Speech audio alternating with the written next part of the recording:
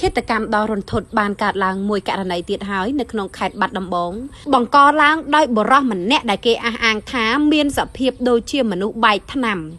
ចាហើយគឺគាត់មានគំនុំជាមួយនឹងជនរងគ្រោះអត់ដឹងតែឆ្លោះគ្នារឿងអីទេប៉ុន្តែនៅពេលដែលដឹងថាជនរងគ្រោះជិះម៉ូតូកាត់មុខផ្ទះរបៀបថាគាត់ត្រូវធ្វើដំណើរទៅណាអញ្ចឹងគឺគាត់ជិះកាត់មុខផ្ទះហ្នឹងហើយពេលដែលមកវិញក៏ត្រូវជិះកាត់មុខផ្ទះហ្នឹងដែរអញ្ចឹងជនបង្កហ្នឹងដែលដឹងថាជនរងគ្រោះនឹងជិះកាត់មុខផ្ទះខ្លួនវិញនៅពេលខាងមុខក៏ឈរចាំនឹងមាត់ផ្លូវហ្មងចាចាំតែឃើញជនរងគ្រោះមកដល់មុខផ្ទះហ្នឹងគឺស្ទាក់ចាំវាយហ្មងបងប្អូនហើយវាយដៃធ្ងន់ខ្លាំងមែនទែនវាយរហូតទាល់តែស្លាប់ជនដៃដល់គឺត្រូវបានអ្នកភូមិគាត់អះអាងថាជាមនុស្សបែកថ្នាំសេពគ្រឿងញៀនរហូតដល់បែកថ្នាំបងប្អូនចាក្រោយពេលកើតហេតុមិនបានប្រមាណនាទីផងក៏ត្រូវបានកម្លាំងសមត្ថកិច្ចឡោមព័ទ្ធចាប់ខ្លួនសកម្មភាពដែលវាយទៅលើជនរងគ្រោះគឺយកចបបងប្អូនដងចបហ្នឹងទៅវាយនៅពេលដែលគាត់កំពុងជិះម៉ូតូបងប្អូនដឹងស្រាប់ហើយជិះម៉ូតូក្នុងភូមិជិះអត់លឿនទេគង់ទៅ20 30ជិះរ៉ែហ្នឹង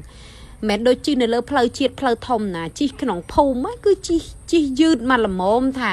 គេឈរចាំឲ្យគេវាយផោងមិនអាចមានឱកាសតដៃទេបងប្អូនចាហើយព្រឹកថ្ងៃឲ្យចេះបងប្អូនហើយវេលាម៉ោង9ព្រឹកថ្ងៃទី19ខែមិថុនានៅចំណុចភូមិស្វាយជ្រុំឃុំអូដំបង2ស្រុកសង្កែខេត្តបាត់ដំបងសេចក្តីរាយការណ៍បានឲ្យដឹងថាជនដៃដល់គឺមានឈ្មោះធឿនវណ្ណាហៅខ្នាភេទប្រុសអាយុ42ឆ្នាំរីឯជនរងគ្រោះគឺមានឈ្មោះថាធីឈុនភេទប្រុសអាយុ47ឆ្នាំរស់នៅក្នុងភូមិឃុំជាមួយគ្នាបើយោងតាមប្រភពព័ត៌មានពីអ្នកភូមិរស់នៅក្បែរគ្នាគាត់ប្រាប់ថាជននេះគឺប្រើប្រាស់គ្រឿងញៀនរហូតទៅដល់ដូចថាឡប់សតិខ្លាំងហ្មងដែលយើងច្រើនឲ្យពាក្យមួយម៉ាត់ថា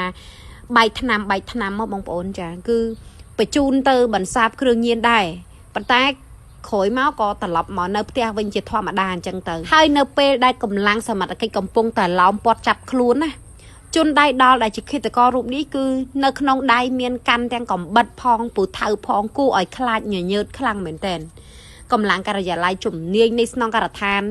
ខេត្តបានដឹកនាំដោយលោកឈឿងកឹមសុងស្នងការរងទទួលផែនការព្រហ្មទណ្ឌបានចុះទៅកាន់កន្លែងកើតហេតុហើយមានកម្លាំងជំនាញនៃអធិការស្រុកសង្កែជាច្រើនអ្នកចូលរួមផងដែរធ្វើការឡោមព័ទ្ធចាប់ខ្លួនជនដៃដល់ដែលកំពុងតែស្រែកឡូឡានៅក្នុងផ្ទះអូយរោគចិត្តសាហាវបងប្អូនខ្សែភាពយន្តខ្មែរខ្នាតធំរឿងឈាមស្រែកស្បែកហៅនឹងចាក់បញ្ចាំងគ្រប់រោងភាពយន្តទាំងអស់ក្នុងប្រទេសកម្ពុជានាពេលឆាប់ៗខាងមុខនេះ